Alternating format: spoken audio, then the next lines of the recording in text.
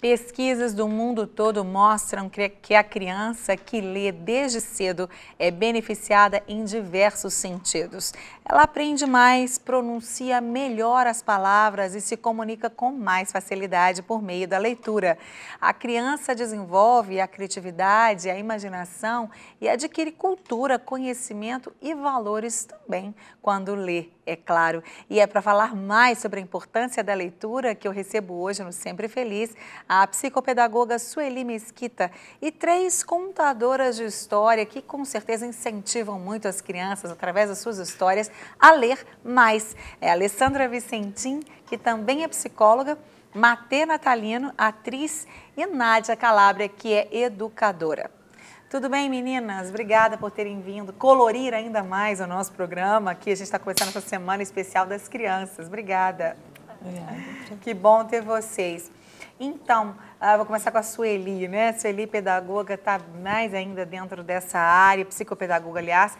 Sueli, qual é, a Aline já falou um pouquinho ali sobre a importância da leitura, mas na prática você vê que as crianças brasileiras, né, que a gente tem aí uma estatística das crianças brasileiras, a gente pode nem comparar com as crianças americanas, né, que leem muito mais, mas você acha que já melhorou o hábito da leitura? Era ainda mais difícil?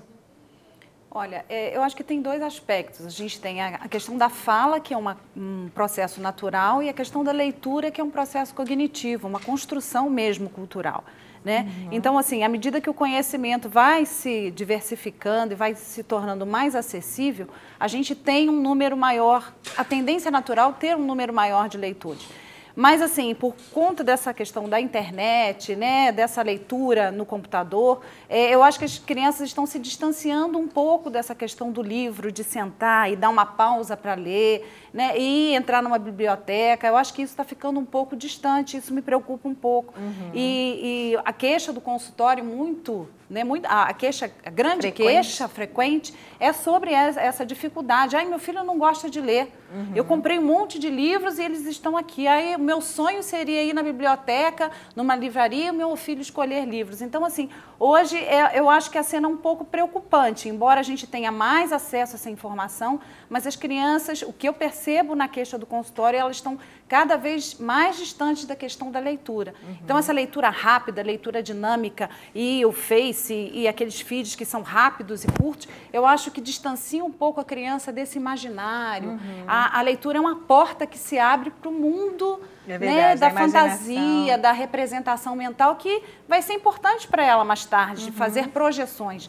E eu acho que isso é um pouco preocupante. A gente tem que olhar com mais carinho essa questão da leitura. É verdade, é verdade. Você citou bem a questão das redes sociais, são leituras muito rápidas.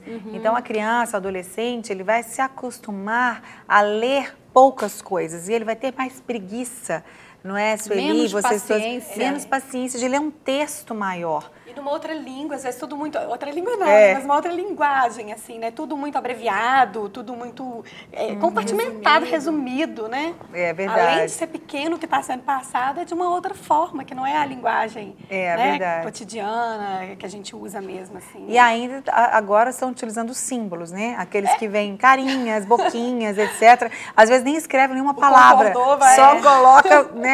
Curtiu, o beijinho, o coração, e por aí vai. Só que a vida, na prática, na preparação profissional e para a própria vida, não é assim.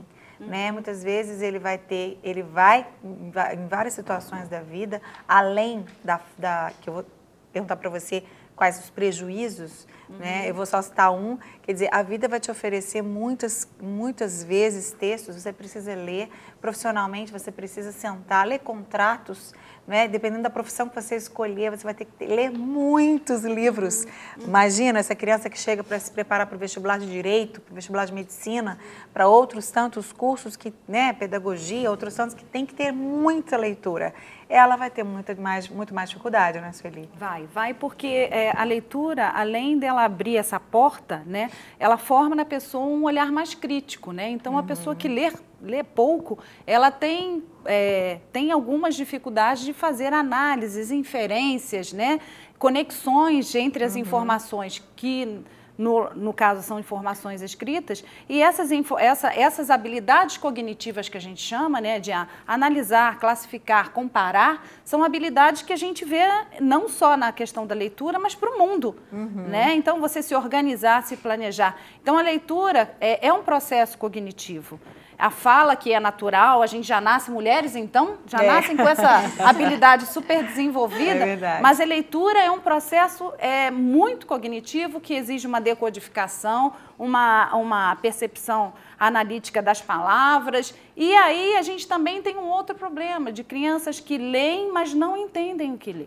E aí a gente vai ter que levantar uma outra hipótese. Quais são essas habilidades que a leitura não desenvolveu, que a escola ainda não desenvolveu? Então, são essas habilidades cognitivas que eu ainda enfoco nessa parte de cognição, que vai fazer com que essa criança descubra o mundo de uma forma crítica e não passiva. É verdade. Eu vejo, às vezes eu presto atenção numa pessoa que posta um texto. Aí, se muita gente está curtindo, todo mundo curte e não faz nenhum comentário. Peraí, eu geralmente... Peraí, mas eu não concordei com essa... Tá, tudo bem, quase tudo tá legal. Outro dia mesmo eu coloquei num texto de um grupo da minha família e tal, que a gente criou. Eu falei assim, gostei, mas há ressalvas. Quer dizer, tinha coisas que... Mas todo mundo, assim, parece que as pessoas não têm mais esse senso crítico. Tudo bem, eu gostei disso, mas peneirar, saber o que é legal, o que não é.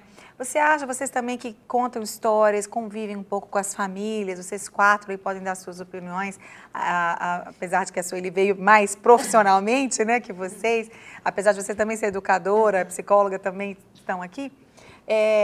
A falta, talvez, Sueli, e vocês 3 meninas também, do hábito dos pais se assentarem com os filhos. Porque, por exemplo, eu tenho 2 filhas pequenas e eu amo sentar com elas, amo fazer para casa com elas. E observei desde pequeno essa questão da interpretação de texto. Graças a Deus, as 2 são muito boas. Então, de enunciados de questões, né? Tem um enunciado de um para casa, está pedindo para fazer isso. Rarissimamente, ela fala, mamãe, eu não entendi. E aí, quando ela fala não entendi, eu falo, lê de novo, filha, olha aqui, presta atenção. Eu não respondo, não dou pronto para elas. E elas, desde muito pequenas, eu sempre incentivei o raciocínio, sempre incentivei elas mesmas descobrirem, até no período de alfabetização. Quando elas começam ali com 3 aninhos, 2, 3 aninhos, querem escrever mamãe, né? Como é que escreve mamãe? Eu falo, olha, elas já começaram a aprender as letrinhas e tal. E elas vão... Qual é o som que você ouve? Dá muito trabalho. Mas as 2 aprenderam a ler super rápido e têm uma facilidade. Você acha que hoje em dia, por causa da vida corrida, porque infelizmente nem todos os pais têm esse privilégio que eu tenho de ter de estar de manhã em casa com elas, ter esse tempo com elas, muita gente não tem. Isso tem prejudicado muito essa questão? Tem, porque a ausência da família, né, por conta de uma série de motivos que a gente sabe, faz com que esse buraco, né, fique um vácuo nisso. Né? Então, o fato de você... eu acredito muito nessa questão da mediação. Você sentar com a criança e você ser a ponte entre o conhecimento e a palavra, né? O que você quer dizer com isso? O que você pensou sobre isso? Nossa, mas que texto! Esse texto é um texto triste, né? Você fazer a criança pensar sobre esses aspectos da leitura. Nossa, mas que gato mau, né? Será que é assim? Você discutir com ela, mas esse gato agiu certo? Então, você está fazendo com que ela tenha esse pensamento crítico. E hoje, né, os pais chegam 9 horas e o máximo que eles querem já o trabalho de casa pronto, tá tudo ok, né? Aqueles que ainda dão uma olhadinha na agenda, no dever, e realmente faz falta, é um preço que a modernidade está pagando, né? Eu acho que essa geração é uma geração que ela vai sofrer um pouco, porque ele está nesse momento de transição. Nós como pais e eles como, né, filhos estão se adaptando a esse mundo. Eu acho que vai chegar lá. Mas eu acho que ainda a gente vai ainda ter um pouco de sofrimento nesse ajuste, sabe? E precisa estimular isso, né? Essa questão. Outro dia eu estava conversando com uma coordenadora de escola, ela falou que entrevistou os pais de uma sala com 17 alunos.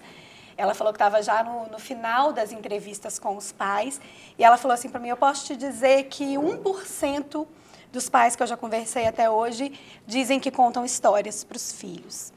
Então, assim, está muito pouco e a gente precisa 1% estimular é quase isso, né? nada. A gente precisa... Quase nada. É quase nada. Acho que ela falou 1% para não falar nada. É verdade, porque, não é? Fica mal, eu né? fiquei feliz que a Sueli está otimista, mas eu acho que a tendência, infelizmente, é piorar. Mas a gente está aí para reverter, É, com Tem certeza. mudado um pouco nesse sentido. Por exemplo, a gente participa de vários eventos abertos ao público, em parcerias com o Museu do Brinquedo, na pracinha, onde os pais estão indo e eles sentam, né? A gente faz o varal de histórias, conta as histórias e tem os livros, e os pais sentam para ler. Algumas livrarias já estão atendendo a esse público de pais que gostam de ler para os filhos, que sentem que tem esse tempo. Lógico que é um pouco, mas Deve eu ser acho 1%.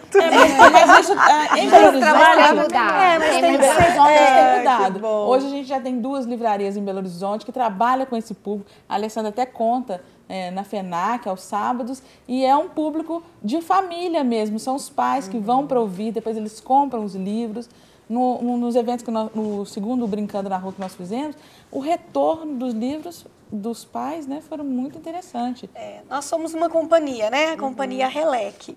E a gente oferece cursos, a gente tem um curso específico que é voltado para pais, para estimular essa questão da contação de histórias, de sentar, de apresentar o livro, de estar narrando, de mostrar. Na minha casa, os livros ficam na mesinha, assim, aquela montoeira de livros. Os meus meninos vêm, eu tenho um pequeno de 3 e uma bebê.